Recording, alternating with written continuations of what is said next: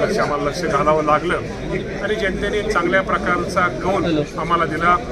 14 उमेदवार निवडून दिले. 15 उमेदवार सुद्धा आमचा खूप थोड्या मताने आमचा तो त्याचा पराभव झाला आणि आमचा नगराध्यक्षाचा उमेदवार हा निवडून आलेला आहे. पण निश्चित प्रकारे इंदापूर शहराने जे आमच्यावरती जो एक विश्वास दाखवलेला आहे, तुम्हाला सांगा हरकत नाही, 20 वर्ष आमची कधी इंदापूर शहरामध्ये राष्ट्रवादी काँग्रेस पक्षाची सत्ता आमची नव्हती आणि ती विरोधी पक्षाची सत्ता उलथून टाकून आमच्या राष्ट्रवादी पॅनलला इंदापूरच्या जनतेने जो विश्वास दाखवलेला आहे त्याबद्दल आपल्या माध्यमातून मी जनतेचे आभार मानतो.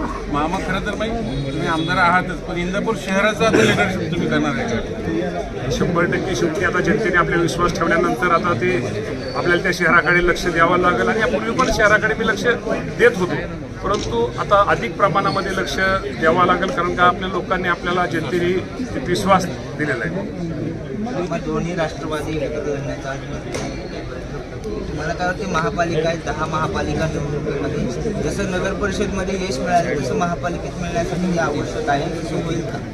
या बाबतीमध्ये आपल्या सर्वांना माहिती आहे की कुणी एकत्र यायचं, कुणी महायुतीमधनं लढायचं, कुणी महाविकासमधनं आघाडीमधनं कोण लढतंय, याचं उत्तर खरं तुम्हाला माहिती आहे की आमचे नेते अजितदादा पवारसाहेब असतील, तटकरे साहेब असतील, प्रफुल्लभाई पटेल साहेब असतील, ही मंडळी या बाबतीमध्ये त्यांना योग्य वाटेल किंवा तो जो निर्णय घेतील तो एक आमच्या सारख्यांना खाली कार्यकर्ता म्हणून आम्हा सर्वांना तो बांधलेला असतो आणि त्याप्रमाणे आदरणीय दादा जो निर्णय घेतील तो आम्हा सर्वांना मान्य राहील.